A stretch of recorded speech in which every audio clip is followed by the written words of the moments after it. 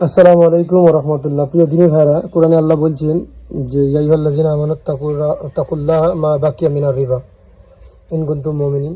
আল্লাহ বলছেন তোমরা চক্র বৃদ্ধিকারে সুদ খেও না, এ থেকে তোমরা বিরত থাকো। প্রিয় দিনী ভাইরা, আজ সমাজে এমন খুব কম ঘর আছে যেই ঘরে সুদ প্রবেশ করেনি। আমাদের অধিকাংশ ঘরে, অধিকাংশ মানে প্রায় সকলের বাড়িতে সুদ প্রবেশ করেছে এবং মানে আমরা কিছু মনেও করিনি, এটার ব্যাপারে আমাদের পরবাও নাই। আমরা আমরা বাড়ি করছি সুদ মানে লোন তুলে, আমরা একটা আলমারি কিনছি লোন তুলে, আমরা সামান্য একটা গাড়ি কিনবো, মানে অনেকজন লোনের মাধ্যমে গাড়ি কেনা হচ্ছে। তো বিভিন্ন রকম সুদ, এমনভাবে সুদে আমরা আসক্ত হয়ে গেছি।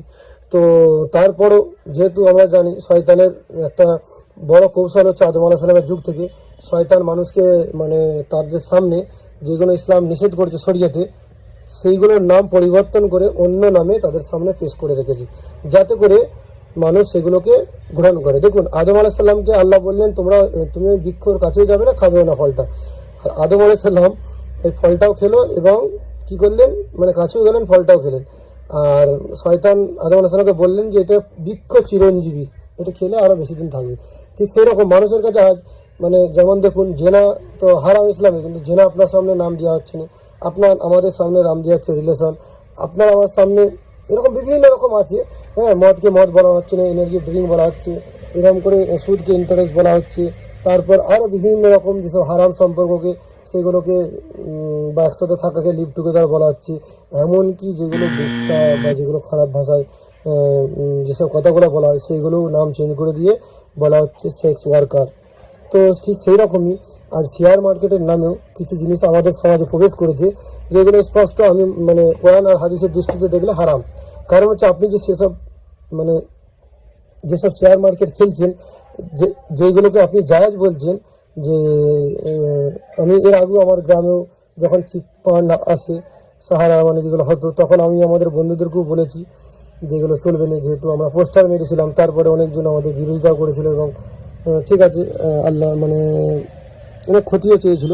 তারপর এখন শেয়ার মার্কেটের ব্যাপারে যখন আমি জানতে পারি, বিভিন্ন রকম কোম্পানি, একটা আরও সব যেসব কোম্পানি আছে, তো তারা যাদের খেলে, তো তাদের ব্যাপারে যখন আমি জানলাম, তাদেরকে যখন বললাম দেখুন প্রিয় ভাইরা, যেহেতু আমি আপনার শুভাকাঙ্ক্ষী, আর যেহেতু মানুষ মাত্রই ভুল হয়, আর তোমরা যেটা খেলছো, তোমরা ইসলামের শরীয়তের দৃষ্টিগুলো অবশ্যই তোমাদের দেখা দরকার। তো তারা আমাকে বললো যেগুলো তো শেয়ার মার্কেট তো ইসলামে যায়, তো ফতোয়া আগে থেকে দিয়ে দিল। কারণ তাদের কাছেও মৌলানা কিছু কিরায়া, কিছু ভাড়াটে, মৌলানা তো সব জায়গাতেই থাকে, ধর্মের নামের কিছু যাযাবর, ধর্মের নামের কিছু ব্যবসায়ী সব যুগই ছিল। তো আমি বললাম যে দেখুন, শেয়ার মার্কেট জায়জ হওয়ার জন্য যেসব মৌলিক মানে যেই দিকগুলো আছে, সেইটা একটু বিবেচনা করে দেখো তোমরা, যদি সেটা জায়জ হয়। তার প্রথম কথা হলো, আচ্ছা যেসব কোম্পানির শেয়ার তোমরা কিনছো, সেই কোম্পানিগুলোকে তোমরা কি চেনো যাদের সাথে খেলছো? তারা জানেই না, বা বাইরের কোম্পানি, তারা হাজারো জন মিলে শেয়ার খেলছে। আর এই শেয়ারে আমি বলছি হয়তো কোনো ব্যাংকওয়ালা থাকতে পারে, এই শেয়ারে কোনো বিয়ার কোম্পানির মালিক থাকতে পারে, এই শেয়ারে কোনো হারাম বার কোম্পানি যারা মেয়েদের দেহ ব্যবসা করে তারাও থাকতে পারে। তো তাদের সাথে আপনার শেয়ার গেল, সেই শেয়ার জায়েজ হবে কি? একটা মৌলিক দিক, এটি চিন্তা ভাবনা করুন না। আচ্ছা, তারপর আপনি যে শেয়ার খেলছেন, যে করছেন, তো এই শেয়ারগুলো কি কেনা হচ্ছে কি সেটা জানেন কি? সেটা তো জানেননি কি শেয়ার হচ্ছে, সেটা কি হালাল প্রোডাক্ট না হারাম, সেটাও আপনি জানেননি। আচ্ছা, লাভ লস যে বলছেন, আপনি তো অন্যের মাধ্যমে খেলছেন, সে আপনাকে খেলে মাসে এত টাকা দিচ্ছে, সেটা কি করে জায়েজ হবে? তারপর আপনি যাকে শেয়ার মার্কেটের এই ব্যবসায় ঢুকিয়েছেন, এমন 10 জনকে, তার জন্য আপনি উপহার পাচ্ছেন, আপনি টি শার্ট পাচ্ছেন, মোবাইল পাচ্ছেন, গাড়ি পাচ্ছেন, হ্যাঁ, বিভিন্ন রকম উপহার পাচ্ছেন। এই কিসের শেয়ার মার্কেট? এগুলো কি তামাশা নয়? তারপর আপনাদের যখন বড় বড় অনুষ্ঠান হচ্ছে, বড় বড় প্রোগ্রাম, সেখানে সেলিব্রিটি আসছে, মেয়েরা ড্যান্স করছে, গান গাইছে, এমন যায় মানে ব্যবসা, যেখানে মানে আপনাদেরকে বাইরে ঘুরতে ঘুরতে ট্যুর পাঠাচ্ছে। তো নিজেদের বিবেককে একটু খুলুন, আল্লাহর কাছে জবাবদিহি করতে হবে, পরকালের জন্য চিন্তা ভাবনা করুন। খালি বাড়িতে বসে বসে কীভাবে পয়সা কামানো যায় সেই সব চিন্তা ভাবনাগুলো বাদ দিয়ে দিন। সাহাবারাও ব্যবসা করতেন। আর হাদিসেও এবং কোরআনেও আল্লাহ বলছেন সূরা বাকারায়, যে যারা ব্যবসাকে সুদের সাথে মিক্স করে দেয়, হ্যাঁ, যারা মনে করে যে মানে সুদ ব্যবসা একই মনে করে, তাদের জন্য বলছেন এদিকে শয়তান স্পষ্ট করে দেওয়া হয়েছে, সূরা বাকারায় এসেছে। আর আমরা জানি জেন কাউকে স্পষ্ট করে সে যেমন পাগলা হয়ে যায়, খ্যাপাম্য করে, তেমন শয়তান যাদেরকে স্পষ্ট করে দেয় তাদের অবস্থাটা এই, তারা সুদ খায়।